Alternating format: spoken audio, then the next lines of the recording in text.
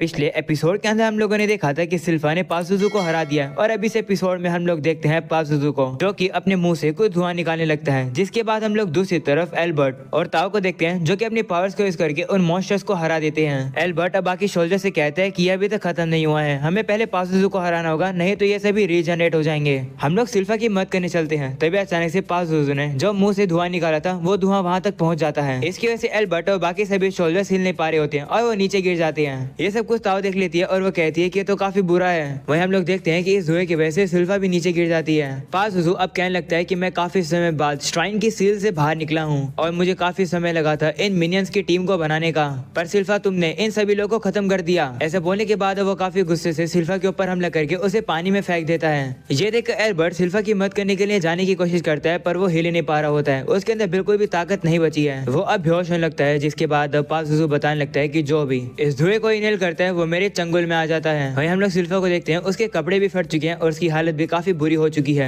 ऐसा पाजुजू के हमले की वजह से हुआ है। सिल्फा अब पाजुजू की अभी बेइज्जती कर रही होती है। ये देखकर पाजुजू काफी गुस्सा हो जाता है, उसके ऊपर हमला करने आ जाता है, लेकिन तभी वहाँ पर ताओ आ जाती है जो कि पाजुजू के अटैक को रोककर सिल्फा को बचा लेती है। ये देखकर सिल्फा ताओ से कहती है कि तुम्हें मेरी मदद करने की जरूरत नहीं है, मैं बिल्कुल ठीक हूँ। ये बात वो काफी ज्यादा कांपते हुए कह रही होती है। ये देखकर ताओ से कह रही होती है कि झूठ बोलना बंद करो, तुम बिल्कुल भी नहीं हिल पा रही हो, मुझे पता है। वहीं सिल्फा के मुंह से अब खून निकलने लगता है और अब वो बेहोश होकर वहीं पर ही गिर जाती है। जिसके बाद अब पाजुजू सिल्फा की तारीफ करने लगता है और कहते कि सिल्फा तो मेरी मियाज़मा में काफी देर तक सरवाइव कर पाई, ये जो डीमंस है उन्हें 30 सेकंड्स लगे थे मेरे कंट्रोल में आने में, सिल्फा तो सही में कमाल की है। ऐसा बोलने के बाद वो सीधा ताओ के पीछे आ जाता है और वो उसे कहते कि तुम मेरे कंट्रोल में क्यों नहीं आई हो। ये सुनते ही ताओ उसको लात मारने की कोशिश करती है पर पाजुजू उसके अटैक को डॉज कर देता है। जिसके बाद वो अपनी पूंछ से ताओ के पैर को पकड़ लेता है और उसे घुमाकर उसके ऊपर काफी जोर से मुक्का मारता है। अब ताओ से कहते ओ मुझे समझ आ गया कि तुम कोई ब्रीदिंग टेक्निक यूज कर रही हो जिसकी वजह से तुम मेरे मियाज़मा से बच रही हो। वहीं पर ताओ को थोड़ी सी सांस लेने में दिक्कत हो रही होती है।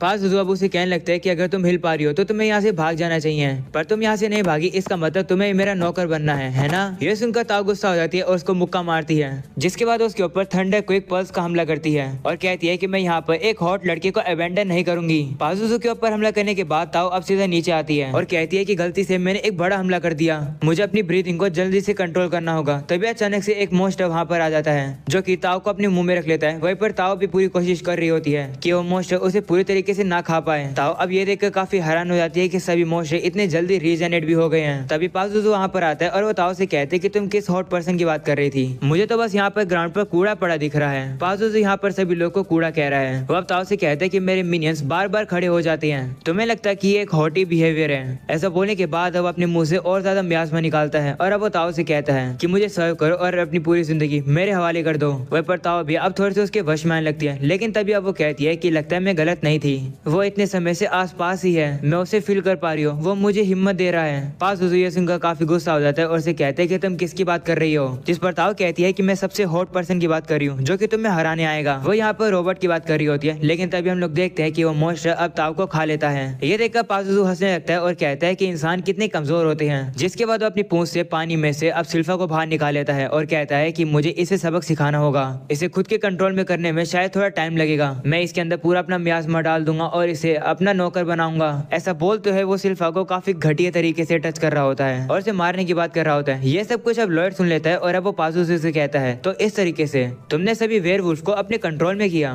जिस पर पाजुजू कहते हैं हाँ, मैंने सभी के पेरेंट्स को मार दिया और अपने मियाज़मा का यूज किया और इन्हें अपने कंट्रोल में कर लिया। भले मैंने इनके पेरेंट्स को मारे लेकिन फिर भी ये मेरे नौकर हैं। वहीं पर अब लॉयड तो एक वेयरवुल्फ के पास खड़ा होता है। ये देखकर पाजुजू काफी हैरान हो जाता है और कहते हैं एक सेकंड रुको, इतना सारा मेरा मियाज़मा होने के बाद भी तुम मूव कैसे कर पा रही हो। जिस पर अब लॉयड कहता है मुझे नहीं पता। तब पाजुजू कहने लगता है ये क्या बात हुई, तुम मेरे मियाज़मा के अंदर इतनी देर से कैसे हो और हिल कैसे पा रहे हो। तभी उसकी नजर ग्रिम के ऊपर जाती है और वो कहता है कि ये तो एक डीमन है। वो उसे कहता है कि क्या तुम इस बच्चे को प्रोटेक्ट कर रहे हो। वो अब ग्रिम का मजाक उड़ाने लगता है और कहता है कि मैंने कभी नहीं सुना एक ऐसे डीमन के बारे में जो कि एक इंसान को सर्व कर रहा हो और ये तुमने अपना क्या हुलिया बना रखा है। ये सुनने के बाद ग्रिम काफी ज्यादा गुस्सा हो जाता है और अब उसे कुछ बताने वाला होता है, लेकिन तभी वो उसे कहता है नहीं रहने दो, मैं भी तुम्हारी तरह एक डीमन हूँ, तो मुझे लगा कि मुझे तुम्हें एक एडवाइस दे देनी चाहिए, पर अब मैं तुम्हें खत्म होते हुए देखना चाहता हूँ। ये सुनने के बाद पाजुजू काफी गुस्सा हो जाता है और अब अपने मिनियंस को कहता है कि इनके ऊपर हमला करो। जिसके बाद अब सभी बेयरवुल्फ, लॉयड और ग्रिम के ऊपर हमला कर देते हैं। वो देखकर अब लॉयड कहते हैं कि ये तो परफेक्ट है, मैं यहाँ पर अपना मानव ट्रांसमिशन टेस्ट कर पाऊंगा। तो ग्रिम कहते हैं कि यहाँ पर काफी सारे मॉन्स्टर्स हैं, इसका मतलब आपको काफी सारा माना निकालना होगा। ये सुनने के बाद लॉयड अपना थोड़ा सा माना बाहर निकालता है और कहते हैं कि शायद से इतना काफी रहेगा। इसके बाद लॉयड विजुअलाइज करता है और अपने मानो को थोड़ा सा चेंज करने लगता है और अपने मानो को चेंज करके वहाँ पर एक ब्यूटीफुल सा गार्डन बना देता है। लॉयड अब सभी बेयरवुल्फ को उनकी मॉम को दिखाने लगता है। ये देखकर सभी बेयरवुल्फ अब काफी इमोशनल हो जाते हैं और वो वहीं पर ही रुक जाते हैं। ये देखकर पाज़ू काफी हैरान होता है और कहते हैं कि छोटे से बच्चे ने इन सभी बेयरवुल्फ के ऊपर से मेरा कंट्रोल हटा दिया और खुद का कंट्रोल ले आया। हम लोग अभी देखते हैं कि सही बेयरवुल्फ को लॉयड का माना काफी पसंद आने लगता है, जिसके बाद लॉयड एक बेयरवुल्फ के पास आता है और उसे कहता है कि खांसी करके ताऊ को बाहर निकाल दो। तो वो बेयरवुल्फ भी ऐसे करता है और वो ताऊ को उगल देता है। ताऊ पूरी तरीके से ठीक है पर उसके कपड़े नहीं है। ये देखकर लॉयड उसे अपना कोट पहना देता है। वहीं पर पाज़ू कहने लगता है कि छोटे से बच्चे ने इतना जल्दी अपने माना से इस पूरी जगह को पूरा फ्लावर्स का फील्ड बना दिया, इसका मतलब ये बच्चा एक कमाल का सोर्सर है। ऐसा बोलने के बाद अब वो और ज्यादा मियास्मा को निकालता है और अब अपने मिनियंस को कहते हैं कि इस बच्चे के ऊपर हमला करो। तो ग्रिम अब उसे कहते हैं कि ये लोग हमारे ऊपर हमला नहीं करेंगे क्योंकि इन सभी बेयरवुल्फ को कुछ याद आ गया है। उन्हें याद आ गया है कि वो मॉन्स्टर्स है और तुमने उनके पेरेंट्स को मारा है। हम लोग अब सभी बेयरवुल्फ को देखते हैं जो कि काफी गुस्से में आकर पाज़ुज़ू के ऊपर हमला कर देते हैं। इस हमले की वजह से पाज़ुज़ू के हाथ से सिल्फा छूट जाती है और सिल्फा आकर नीचे पानी में गिरती है, जिसके बाद सही बेयरवुल्फ अब वापिस से पाज़ुज़ू के ऊपर हमला कर रहे होते हैं। वो देखकर लॉयड काफी एक्साइटेड हो रहा होता है और कहते हैं तो इस तरीके से बेयरवुल्फ झुंड में नॉर्मली अटैक करते हैं। ये लोग तो काफी स्ट्रॉन्ग है, जिसके हम लोग देखते हैं कि सही बेयरवुल्फ अब पाज़ुज़ू के ऊपर हमला करने आ रहे होते हैं। पाज़ुज़ू भी अपनी ताकत दिखाता है और वो सही बेयरवुल्फ को पकड़कर आपस में टकरा देता है और अब उन्हें नीचे फेंक देता है और कहते हैं कि मेरे इतने समय से तुम लोग की मदद करी थी लेवल अप होने में और तुम लोग अपने मास्टर को ही खाने की कोशिश कर रहे हो। ऐसा बोलने के बाद अब उन बेयरवुल्फ के ऊपर हमला कर रहा होता है। वो उन्हें काफी जोर से लात मार रहा होता है, उनकी बेइज्जती कर रहा होता है। उसकी लात की वजह से उन बेयरवुल्फ को काफी ज्यादा चोट लग रही होती है। पाज़ुज़ू अब कहने लगते हैं अब समझ आया, अगर मुझसे भिड़ोगे तो क्या होगा। अब लॉयड से कहते हैं कि भले तुम कोई सी भी स्पेल यूज कर लो, एक डीमन के ऊपर सभी स्पेल इनइफेक्टिव होती है। ये सुनकर लॉयड ग्रिम से कहते हैं कि ये बात तो तुमने मुझे पहले भी बताई थी कि मैजिक का यूज करके डीमंस को नहीं मारा जा सकता है। तो ग्रिम कहते हैं हाँ, आज तक तो ऐसा नहीं हुआ। पाज़ुज़ू अब कहते हैं कि सारे बेयरवुल्फ अब कमजोर हो जाएंगे क्योंकि मैं उन्हें अपना माना सप्लाई नहीं करूंगा। वो अब कहता है कि ये है मेरी ट्रू पावर। ऐसा बोलने के बाद अब वो अपने मियास्मा का यूज करता है, जिसकी वजह से लॉयड ने जितना भी वहाँ पर फ्लावर्स का गार्डन बनाया था वो अब सूखने लगता है। ये सब कुछ देखने के बाद अब लॉयड भी अपनी पावर्स को यूज करता है और अब वो काफी ज्यादा एक्साइटेड हो रहा होता है। लॉयड की पावर देखने के बाद पाज़ुज़ू काफी हैरान होता है, जिस पर अब ग्रिम उससे कहता है अब तुम्हें समझ आया कि तुम्हारे माने का इफेक्ट लॉयड के ऊपर बिल्कुल भी क्यों नहीं हुआ। जिसके हम लोग को पास्ट का सीन दिखाया जाता है जहाँ पर लॉयड कह रहा होता है कि उसका माना काफी ज्यादा हाई है, इसकी वजह से उसको अपने मानो को हाइड करना पड़ता है और मानो को हाइड करने में उसे काफी मेहनत लगती है। ग्रिम पाज़ुज़ू से कह रहा होता है कि तुम्हारा माना लॉयड के सामने कुछ भी नहीं है। जिसके बाद लॉयड पाज़ुज़ू से कहता है कि काफी कुछ स्पेल्स हैं जो कि मैं टेस्ट करना चाहता हूँ, इसलिए डीमन मैं काफी ज्यादा एक्साइटेड हूँ। तुम थोड़े से पावरफुल लग रहे हो, इसलिए मैं अपनी पूरी पावर्स को दिखाऊंगा, मैं बिल्कुल भी होल्ड बैक नहीं करूंगा। ये सब कुछ सुनने के बाद अब पाज़ुज़ू देखता है कि लॉयड का माना तो काफी ज्यादा इंटेंस है, जिसे देखकर वो काफी डर जाता है और कहते हैं कि इस बच्चे के पास इतना ज्यादा माना कैसे है। इसके बाद लॉयड अब अपने बैरियर का यूज करता है पाज़ुज़ू को पकड़ने के लिए, लेकिन अब पाज़ुज़ू वहाँ से भाग जाता है। पाज़ुज़ू अब घबरा जाता है और सोचता है कि आखिर ये मेरे ऊपर बैरियर क्यों लगा रहा है और वैसे इसने इनकांटेशन कब करी। जिसके बाद अब लॉयड को दिखाया जाता है जो कि अपनी और ज्यादा पावर यूज करने लगता है। वहीं पर अब पाज़ुज़ू भागने लगता है, जिसे देखकर ग्रिम कहते हैं कि अगर मैं भी तुम्हारी जगह होता तो मैं भी भागता। पाज़ुज़ू कह रहा होता है कि लॉयड मुझसे लड़ नहीं रहा है बल्कि ये मुझे केज में डालने की कोशिश कर रहा है। वहीं पर अब लॉयड अपनी और ज्यादा पावर यूज करता है और काफी सारे बैरियर लगाने लगता है। तो अब पाज़ुज़ू को अपनी स्पीड तेज करनी पड़ती है और वहाँ से भागने लगता है और कहता है कि अगर मैं पकड़ में आ गया तो मैं बिल्कुल भी बाहर नहीं जा पाऊंगा। इसलिए पाज़ुज़ू काफी तेजी से दौड़ रहा होता है और लॉयड के सारे बैरियर से बच रहा होता है। तभी ग्रिम अब लॉयड से कहते हैं कि आप एक बारी में कितने स्पेल यूज कर सकते हो, यानी कि बैरियर। तो लॉयड कहते हैं कि अगर स्पेल के साथ इंक्लूड करे तो शायद मैं 20 बैरियर लगा सकता हूँ और अगर मैं तुम्हारी मत लूँ तो शायद मैं और बैरियर लगा सकता हूँ। ये सुनने के बाद ग्रिम खुश हो जाता है और अब वो लॉयड के हाथों में आ जाता है और अब वो दोनों ही अपनी पावर को कंबाइन कर देते हैं। इसके वजह से लॉयड अब और ज्यादा बैरियर लगा पा रहा होता है पाज़ुज़ू को पकड़ने के लिए। पाज़ुज़ू भी उससे भागने की काफी ज्यादा कोशिश कर रहा होता है। वो हैरान हो रहा होता है कि आखिर लॉयड इतनी जल्दी कास्टिंग कैसे कर सकता है। वह पूरी तरीके से भागने की कोशिश करते हैं पर इन दी एंड वो बैरियर के अंदर आ ही जाता है। ये देखकर पाज़ुज़ू घबरा जाता है और अब वो लॉयड से कहने लगता है कि आखिर तुम मेरे साथ क्या करोगे, क्या तुम मेरे ऊपर एक्सपेरिमेंट करोगे, मुझे जाने दो साइकोपैथ सॉर्सरर। तो लॉयड कहते हैं कि ये तुम क्या कह रहे हो, मैजिक तो तुम्हारे ऊपर काम ही नहीं करता है ना। और तो तुमने यहाँ पर जो बेयरवुल्फ है उनके पेरेंट्स को मारा ही नहीं बल्कि कुछ बेयरवुल्फ तो वुल्फ लग भी नहीं रहे हैं। इसका मतलब तुम दूसरे मॉन्स्टर्स के ऊपर चिमेरा एक्सपेरिमेंट्स कर रहे हो, है ना। तुमने इन बेयरवुल्फ के साथ काफी ज्यादा बुरा किया है, अब समय आ गया है तुम्हें रोकने का। ऐसा बोलने के बाद लॉयड अब अपनी पावर को यूज करने लगता है। ये देखकर पाज़ुज़ू घबरा जाता है और सोचने लगता है कि लॉयड को कैसे पता है कि वो चिमेरा एक्सपेरिमेंट कर रहा है। वो लॉयड से कहते हैं कि मैं इस पूरी दुनिया का किंग बनूंगा, एक बार हम लोग बातें करके चीजों को सोल्व कर लेते हैं। क्या तुम्हें पैसा चाहिए या फिर लड़के चाहिए, तुम्हें जो भी चाहिएगा मैं तुम्हें दे दूंगा। बस मेरे ऊपर मैजिक से हमला मत करो, क्योंकि आज से पहले किसी भी तुम्हारे जैसे पर्सन ने मेरे ऊपर मैजिक से हमला नहीं किया है, तो अगर तुम हमला करोगे तो शायद से मैं मर भी सकता हूँ। वहीं पर अब हम लोग लॉयड को देखते हैं जो कि एक ही बारी में काफी ज्यादा स्पेल कास्ट कर रहा होता है। ये देखकर पाजुजू वापिस से डर जाता है और लॉयड से कहते हैं प्लीज मुझे छोड़ दो, पर लॉयड उसकी बात नहीं सुनता है और अब उसके बैरियर के अंदर अपनी काफी सारी स्पेल्स छोड़ देता है। लॉयड अब कह रहा होता है कि मैं पाजुजू के ऊपर 1 मिनट में 240 स्पेल्स कास्ट कर रहा हूँ, चलो इसे आधे घंटे से कंटिन्यू रखते हैं। और अब अगले सीन में हम लोग देखते हैं कि 5 मिनट भी कंप्लीट नहीं होती है और पाजुजू की हालत काफी बुरी हो जाती है, जिसे देखकर लॉयड कहते हैं कि शायद से ये तो असली में मर गया। तो अब ग्रिम लॉयड को बताता है कि टेक्निकली सोर्सरर का मैजिक हम डीमंस के ऊपर काम नहीं करता है, पर ये बिल्कुल इस तरीके से होता है जैसे कि एक इंसान के ऊपर अनप्लीजेंट साउंड या फिर लाइट से हमला कर दिया जाए तो वो बस परेशान हो जाता है। ये सुनकर लॉयड अब पाजुजू के ऊपर से बैरियर को हटा देता है और कहते हैं कि लगता है इसके साथ यही हुआ है। वहीं पर पाजुजू कह रहा होता है कि मैंने काफी सारे साल लगाए थे एक मोस्टे की आर्मी को तैयार करने के लिए, जिससे कि मैं दुनिया के ऊपर कब्जा कर सकूं, तो आखिर मेरा प्लान इतना इजीली खत्म कैसे हो गया। तभी हम लोग एल्बर्ट और बाकी सभी लोग को देखते हैं जिन्हें होश आने लगा है। ये देखकर लॉयड कहते हैं कि तो गड़बड़ हो गई, सभी लोग उठ रहे हैं, मुझे जल्दी से एक बहाना बनाना होगा। जिसके बाद लॉयड अब एल्बर्ट के पास चला जाता है। वहीं पर ग्रिम अब पाजुजू से कह रहा होता है कि जितना मुझे पता है लोग लीडर्स को फॉलो नहीं करना चाहते हैं, तुम्हें एक ऐसे पर्सन के साथ ज्यादा मजा आएगा जो कि खुद में ही इंजॉय करता है। मुझे तो पता है कि लॉयड वही करता है जो कि उसे पसंद है, इसी वजह से तो लोग भी उसे पसंद करते हैं। ऐसा बोलने के बाद ग्रिम अब शर्मा जाता है और कहता है कि नहीं, मैं तो लॉयड को पसंद नहीं करता, मैं तो बस ताकत इकट्ठी कर रहा हूँ जिससे कि मैं अपना बदला ले सकूं।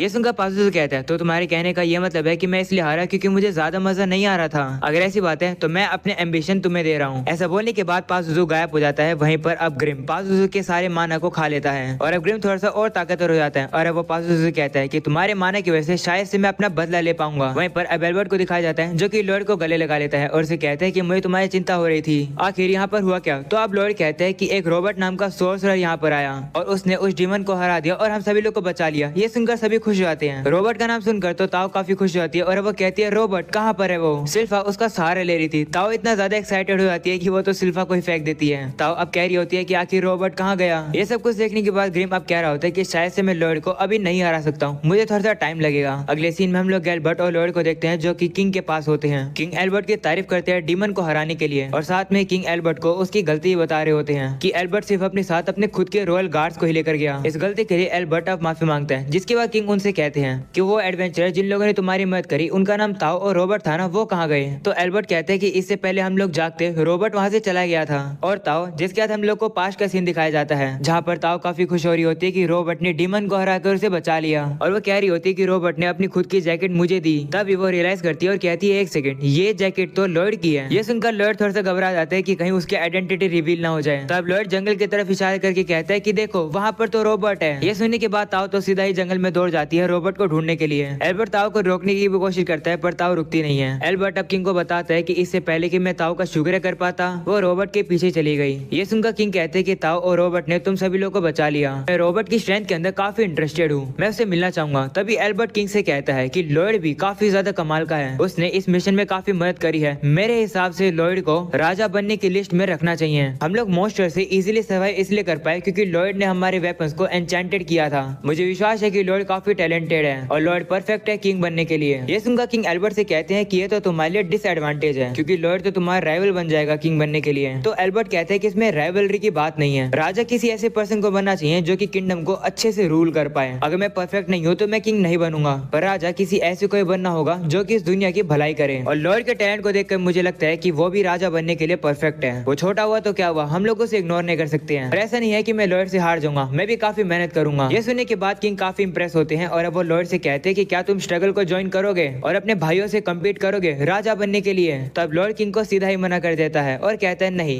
इसके बाद हम लोग को लॉयड को दिखाया जाता है जो कि गार्डन में दौड़ रहा होता है। तभी वहाँ पर एक बेयरवुल्फ आता है जो कि लॉयड को पकड़ लेता है, जिसे देखकर लॉयड काफी खुश होता है कि तुमने तो मुझे पकड़ लिया। लॉयड अब कह रहा होता है कि मुझे लगा ये था कि एक बेयरवुल्फ हमारा पीछा करेगा यहाँ तक, बाकी सभी बेयरवुल्फ तो जंगल में रह गए पर एक हमारे साथ आ गया। लॉयड अब उस बेयरवुल्फ के साथ खेल रहा होता है और कहता है कि ये काफी क्यूट और फ्लफी है। ये देखकर ग्रिम जेलस फील करता है और कहते हैं कि जब लॉयड ने मुझे देखा था तब तो उसने ऐसा रिएक्शन नहीं दिया था। ग्रिम भी अब अपने आप को फ्लफी बना लेता है और लॉयड से कहता है कि शायद से आपका जो माना है उसकी वजह से ये बेयरवुल्फ आपको पसंद कर रहा है। ये सुनकर लॉयड कहता है वो ऐसी बात है क्या, वैसे ग्रिम तुम काफी फ्लफी हो। ऐसा बोलने के बाद लॉयड अब ग्रिम के साथ खेलने लगता है। तभी वहाँ पर सिल्फा आ जाती है और लॉयड से कहती है कि लगता है ये बेयरवुल्फ आपको काफी पसंद कर रहा है। सिल्फा को देखकर लॉयड अब जल्दी से ग्रिम को एक बॉल बना देता है और अब वो ग्रिम को उस बेयरवुल्फ के बालों में छुपा देता है। लॉयड अब सिल्फा से कहते हैं हाँ ये बेयरवुल्फ मुझे पसंद कर रहा है और मैंने इसे एक नाम भी दिया है। इसके कलर को देखकर मैंने इसका नाम शीरो रखा है। ये नाम शीरो को भी काफी पसंद है। वहीं पर सिल्फा लॉयड से कहती है कि आपने तो इसे काफी प्यारा नाम दिया है, काफी अच्छी चीज है। जिसके बाद अब वो लोग बैठ जाते हैं, जहाँ पर लॉयड सिल्फा से कहता है कि मैं शीरो को काफी सारी चीज सिखाना चाहता हूँ, पर मैं उसे कैसे सिखाऊं। तो सिल्फा अब लॉयड को मॉन्स्टर टेमर्स के बारे में बताने लगती है। तभी ग्रिम बाहर आता है और वो कहता है कि विश्वास नहीं हो रहा है कि लॉयड ने किंग बनने वाले ऑफर को इतना आराम से रिजेक्ट कर दिया। सिल्फा वहीं पर लॉयड को बता रही होती है मॉन्स्टर टेमर के बारे में कि वो लोग मॉन्स्टर को माना के जरिए कंट्रोल कर पाते हैं। ये सुनकर लॉयड कहते हैं कि तो इंटरेस्टिंग लग रहा है, मैं भी ट्राई करके देखूंगा।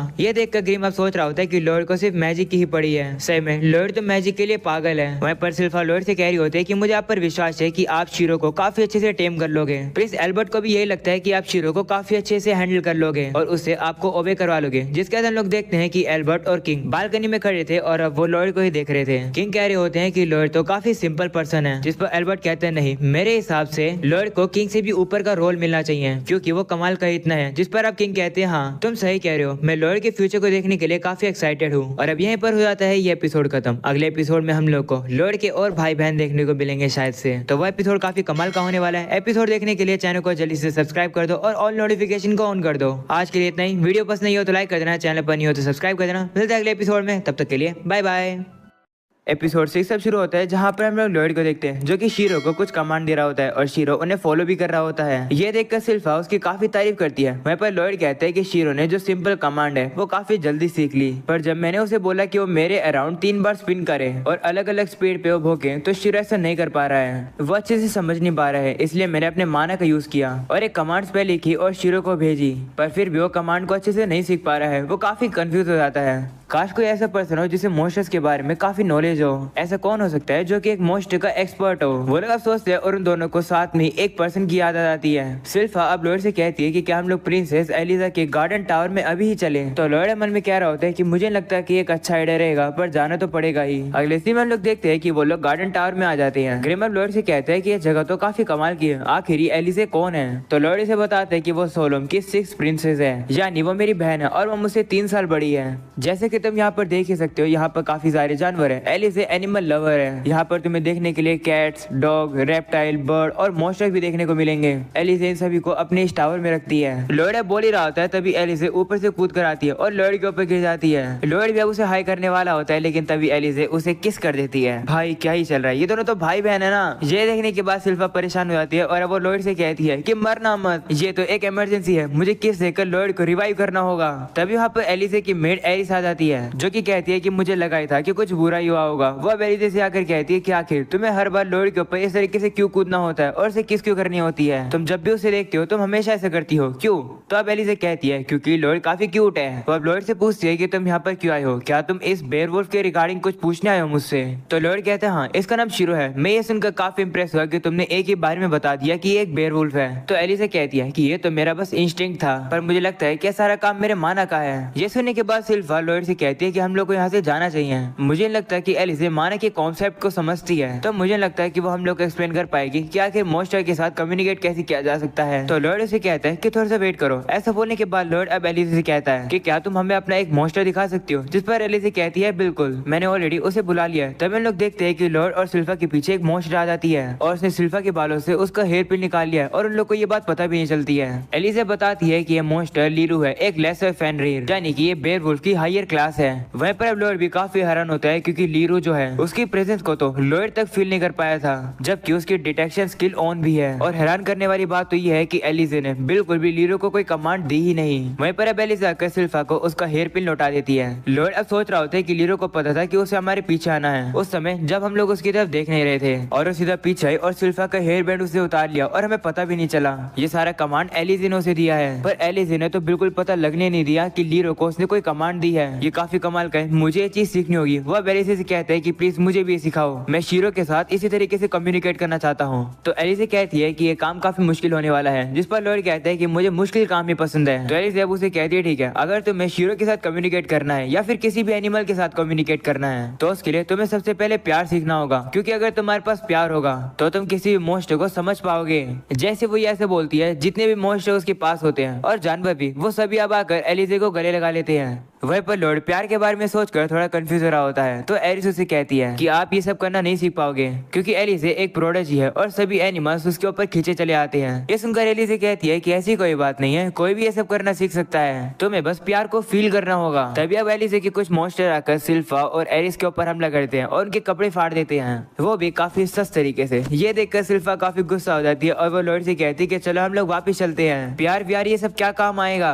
पर तभी अब वो लोयड को देखती है जो कि काफी ज्यादा फोकस कर रहा होता है और अब वो कहता है कि मुझे प्यार के बारे में नहीं पता है, पर मुझे अगर कम्युनिकेशन करनी सीखनी है तो मुझे प्यार सीखना होगा। ये सुनकर एलिसे कहती है ये हुई ना बात। वह पर ये सुनकर सिल्फा कहती है क्या लोयड प्यार में इंटरेस्ट दिखा रहे हैं। सिल्फा सोचने लगती है कि लोयड अब उसके पास आकर उसे गले लगाएगा और उसे प्यार की बातें करने लगेगा। सिल्फा सोचने लगती है कि लोयड उसे कह रहा है कि तुम काफी दयालु हो और काफी अच्छी भी हो। तो सिल्फा उसे कहती है हाँ ऐसा इसलिए क्योंकि प्यार की वजह से। वो सुनकर लोयड उसे कहते हैं कि तो काफी इंटरेस्टिंग है, तो मुझे प्यार के बारे में और बताओ। तो सिल्फा कहती है ठीक है। वहीं पर हम लोग देखते हैं कि सिल्फा ये सब कुछ इमेजिन कर रही होती है और वो ब्लश कर रही होती है। ये देखकर एरिस सोचती है कि आखिर सिल्फा क्या सोच रही है। वहीं पर लोयड कहने लगता है कि मैं इतने समय से शीरो को ऑर्डर्स दे रहा था, पर एलिसे को तो अपने कोई भी मॉन्स्टर को कोई भी कमांड देने की जरूरत पड़ी नहीं रही है। ऐसा लगता है कि उसका दिमाग उसके जानवरों के साथ मिला हुआ है। मैंने नोटिस किया था कि एलिसे ने अपने मानो को डायरेक्टली अपने हेड से अपने जानवरों के हेड के अंदर फ्लो करवाया। उसने हाथ का यूज नहीं किया, सिर्फ दिमाग का यूज किया। वो सबकॉन्शियसली अपने जानवरों के साथ मानस से कनेक्ट कर पाई और वो अपने दिमाग से ही अपने जानवरों को दिखाती है कि वो उनसे क्या करवाना चाहती है। लोयड सोच रहा होता है कि ऑर्डर देने की जगह तुम एक मेंटल इमेज को शेयर करते हो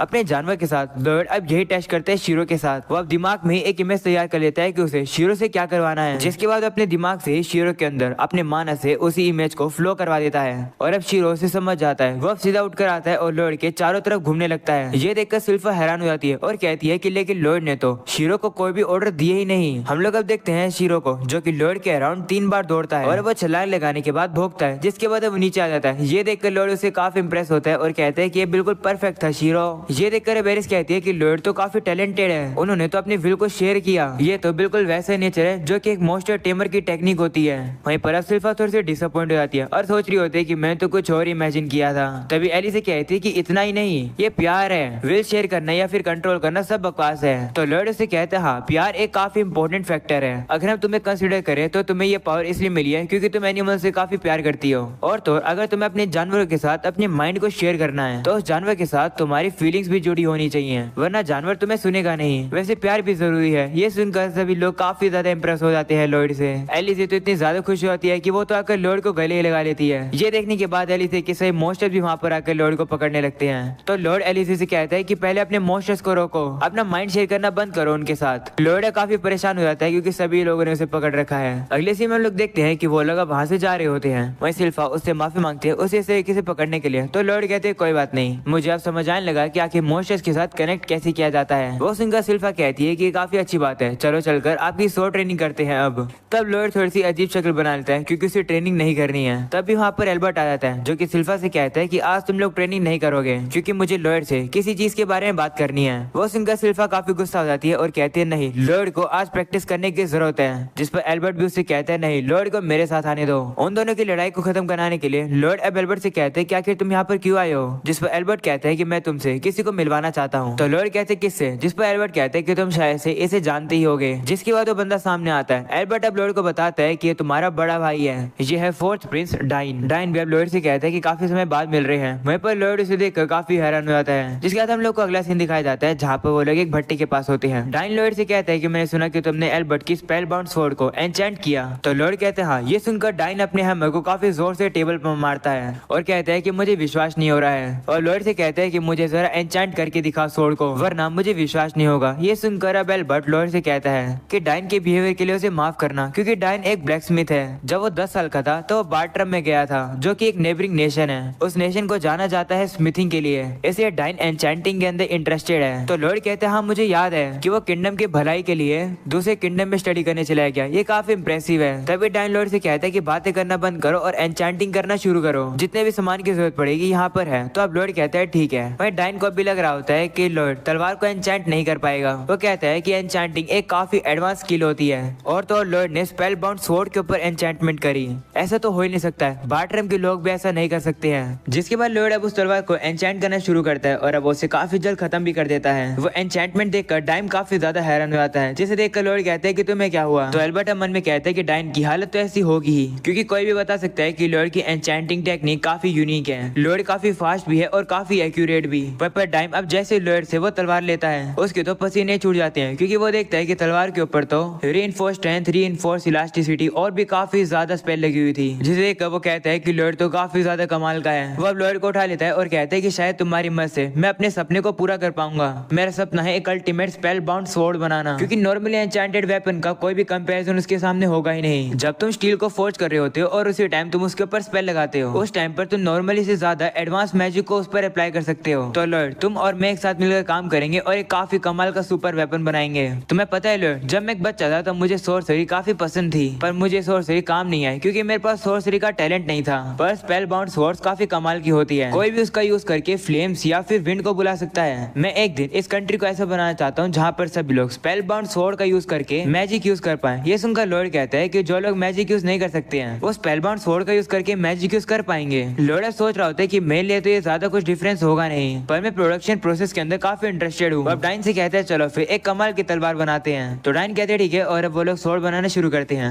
लॉयड डाइन से कहते हैं कि हम लोग किस तरीके की सोर्सरी का यूज करें। तो डाइन कहते हैं कि हम लोग एक ऐसी तलवार बनाएंगे जिसे यूज करते समय आग निकलेगी। तो लॉयड कहते हैं ठीक है, हम लोग फायर लेंस इनकेनिस यूज करते हैं। तो डाइन कहता है कि उसे करना काफी इम्पॉसिबल है, क्योंकि उसके कास्टिंग फॉर्मूले के 14 पार्ट हैं। एक स्पेल बाउंड स्वॉर्ड तो सिर्फ 5 ही मैक्सिमम हैंडल कर सकती है। तो लॉयड कहते हैं ठीक है, हम लोग इस फॉर्मूले को 2 पार्ट में कंप्रेस कर देते हैं। ऐसा बोलकर वो सीधा उस फॉर्मूले को कंप्रेस कर देता है। ये देखकर दाइम हैरान हो जाता है, जिसके बाद वो फॉर्मूले को स्टील पर लगाते हैं और अब वो स्टील जो होती है वो टूट जाती है। ये देखकर दाइम कहते हैं कि सिर्फ इससे ही स्टील टूट गया। वहीं पर अब लॉयड सोच रहा होता है कि इस फॉर्मूले का जो वेट है वो काफी ज्यादा था, मुझे शायद से इसे और कंप्रेस करना चाहिए, शायद 3 पार्ट में या फिर 4 पार्ट में। जिसके बाद अब लॉयड उसे और ज्यादा कंप्रेस करने लगता है। तभी डाइन की नजर बाहर सिल्फा पर जाती है और अब वो सिल्फा को अंदर बुला लेता है। जिसके बाद अब सिल्फा मदद कर रही होती है लोहे को हथौड़ा मारने में, पर इस बार फिर से जो मेटल होता है वो टूट जाता है उस फॉर्मूले की वजह से। ये देखकर लॉयड कहते हैं मुझे माफ कर दो, ये मेरी गलती है, मेरी वजह से काफी ज्यादा माना एसेंस वेस्ट हो गया है। लॉयड सोचने लगता है कि आखिर स्टील टूट क्यों रहा है, मैंने तो स्पेल की इंटेंसिटी को कम कर दिया है, पर फिर भी मेटल टूट क्यों रहा है। ये सब कुछ ग्रिम भी देख रहा होता है और वो कहता है कि लॉयड को परेशान देखना काफी ज्यादा रेयर है। तभी उसकी नजर माना एसेंस पर जाती है। वहीं पर हम लोग डाइन को देखते हैं, जो कि लॉयड से कहता है चिंता मत करो, हम लोग काफी ज्यादा कोशिश करते रहेंगे और हार नहीं मानेंगे। ये सुनकर लॉयड काफी ज्यादा खुश हो जाता है।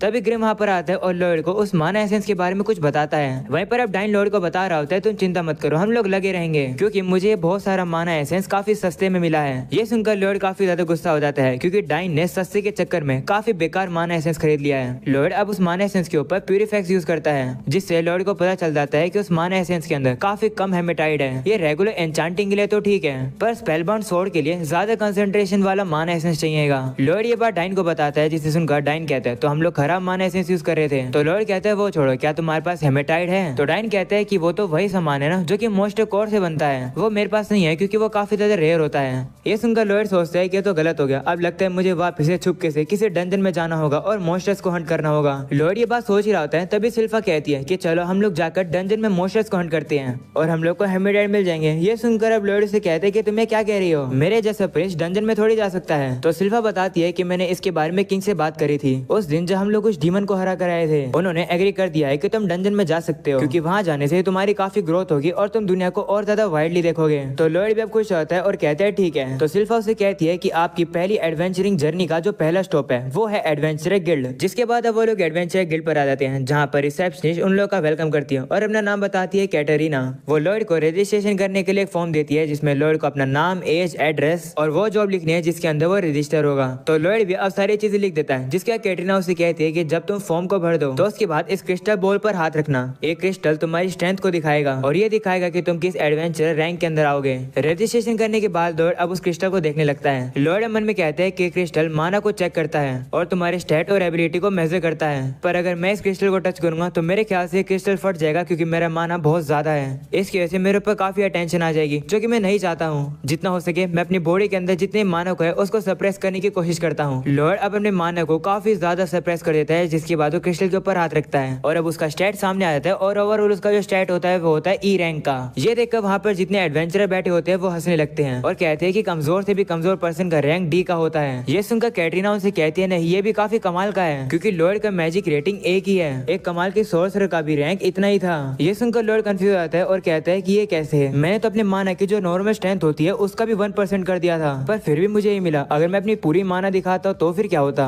कैटरीना कहने लगती है कि जो सिल्वर ब्लेडर है, जो कि वो कमाल की एडवेंचरर थी। लॉयड भी उसकी तरह कमाल के एडवेंचरर बन सकते हैं। ये सुनने के बाद सभी लोग गुस्सा हो जाते हैं और कैटरीना से कहते हैं कि तुम इस बच्चे को सिल्वर ब्लेडर के साथ कंपेयर कर रही हो। वो सिल्वर ब्लेडर एक लेजेंडरी एडवेंचरर थी जो कि डंजन्स में काफी सारे डीमंस को अकेले ही मार देती थी और ए रैंक पर पहुंचने के बाद वो अचानक से गायब हो गई। ये ई रैंक का बच्चा तो सिल्वर ब्लेडर के सामने कुछ भी नहीं है। तभी सिल्फा कैटरीना से कहती है कि जो भी डंजन की क्वेस्ट अवेलेबल हो हम लोग उसे एक्सेप्ट कर लेंगे। तो कैटरीना कहती है कि डंजन की क्वेस्ट को करने के लिए तुम्हारे साथ एक बी रैंक की एडवेंचरर इन्वॉल्व होनी चाहिए। तो सिल्फा कहती है ठीक है, मैं अपने आप को री रजिस्टर करवा लेती हूँ। तभी वही वाला एडवेंचरर सिल्फा के पास आता है और कहते हैं कि तुम इस बच्चे को छोड़ो और हमारे साथ डंजन डेट पर चलो। ये सुनकर सिल्फा काफी गुस्सा हो जाती है और वो अपनी तलवार को निकालकर जल्दी से उसकी मूंछों को काट देती है। ये देखकर सभी एडवेंचरर डर जाते हैं। तभी कैटरीना उन लोगों को बताती है कि तुम गलत लड़की से पंगा ले रहे हो, सिल्वर ब्लेडर और कोई नहीं बल्कि सिल्फा ही है। ये सुनने के बाद सभी लोग काफी ज्यादा पागल हो जाते हैं। तभी कैटरीना सिल्फा से कहती है कि दुख की बात यह है कि अगर तुम री रजिस्टर करोगे तो तुम्हारी 2 रैंक कम हो जाएगी, यानी तुम्हारी रैंक सी हो जाएगी। ये सुनकर सिल्फा कहती है कि हम लोग अब क्या करें, हमें तो डंजन में जाना है। तभी हम लोग देखते हैं कि वहाँ पर ताव आ जाती है और वो सिल्फा से कहती है कि लगता है तुम्हें मेरी जरूरत है लॉयड, मैं तुम लोग की मदद करूंगी। ये सुनने के बाद सिल्फा अब लॉयड को वहाँ से ले जा रही होती है सीधा घर। वो सुनकर ताव गुस्सा हो जाती है और उनसे कहती है रुक जाओ। तो सिल्फा भी रुक जाती है और वो ताव से कहती है कि तुम तो हर जगह आ जाती हो,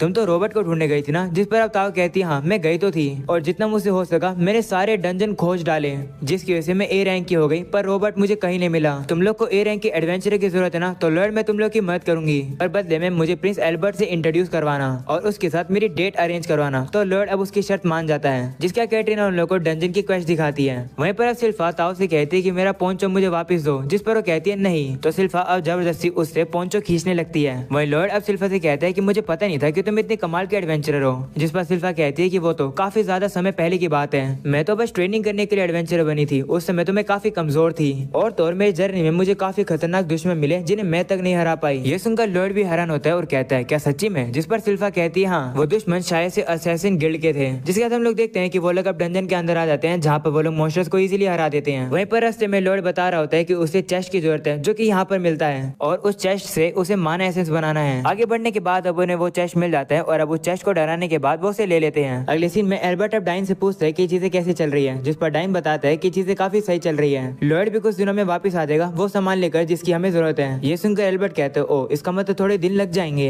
ये सुनकर डाइन कहते हैं कि ये मत कहना कि वॉर होने वाली है। तो एल्बर्ट कहते हैं हाँ होने वाली है, चीजें काफी डेंजरस होने वाली है। वो सुनकर डाइन उसे कहते हैं कि बस थोड़ा सा वेट कर लो, लॉयड जैसे वापस आ जाएगा हम लोग काफी ज्यादा स्पेल बाउंड स्वॉर्ड बना देंगे। तो एल्बर्ट अब उसे कहते हैं कि मैं तुम्हें और लॉयड को एक साथ इसलिए लेकर आया ताकि तुम लोग का भाईचारा पहले जैसा हो जाए और तुम्हें फाइटिंग की चिंता करने की जरूरत नहीं है। ये सुनकर डाइन कहते हैं लेकिन फिर भी। तो एल्बर्ट कहते हैं ठीक है, अगर जो स्वॉर्ड तुम बनाओगे उसका यूज करके तुम किंगडम में किसी एक पर्सन को ही बचा लोगे तो वो दिन काफी कमाल का होगा, इसे प्लीज अपनी स्पेल बाउंड स्वॉर्ड की रिसर्च को कंटिन्यू करते रहो। ये सुनकर डाइन थोड़े से गुस्से में आ रहा होता है, पर तभी वो पीछे देखता है और अब एल्बर्ट से कहता है कि लगता है वो दिन काफी जल्द आएगा जब मैं अपनी तलवार से लोगों को बचाऊंगा। तो अब एल्बर्ट भी पीछे देखता है और वो लोग देखते हैं कि लॉयड अब वहाँ पर आ चुका है उस चेस्ट को लेकर। ये देखने के बाद डाइन और एल्बर्ट काफी ज्यादा खुश होते हैं और कहते हैं कि लॉयड काफी कमाल का है। जिसके बाद अब वो लोग उस स्पेल बाउंड स्वॉर्ड को बनाना शुरू कर देते हैं। एल्बर्ट अब डाइन से कह रहा होता है कि क्या तुम्हें पता है कि जब भी मैं लॉयड को हंसते हुए या फिर स्माइल करते हुए देखता हूँ तो मुझे काफी ताकत मिलती है, मुझे लगता है कि लॉयड सब कुछ कर सकता है, वो मेरी सारी चिंता को दूर कर देता है। जिसके बाद हम लोग देखते हैं कि वो लोग उस तलवार को रेडी कर देते हैं और अब वो लोग ट्रेनिंग ग्राउंड पर आते हैं जहाँ पर डाइन अब सामने की तरफ उस तलवार की पावर को यूज करता है और अब वहाँ पर एक काफी बड़ा ब्लास्ट हो जाता है, जिसे देखकर सभी लोग काफी ज्यादा हैरान हो जाते हैं। एल्बर्ट अब डाइन से कहते हैं अब तुम्हें पता चला कि मैं किसकी बात कर रहा था। तो डाइन कहते हैं कि मैंने इतना एक्सपेक्ट नहीं किया था कि लॉयड इतना ज्यादा कमाल का होगा। वहीं पर ये तबाही देखकर लॉयड सोच रहा होता है कि लगता है मैंने तलवार के ऊपर कुछ ज्यादा ही एन्चेंटमेंट कर दी,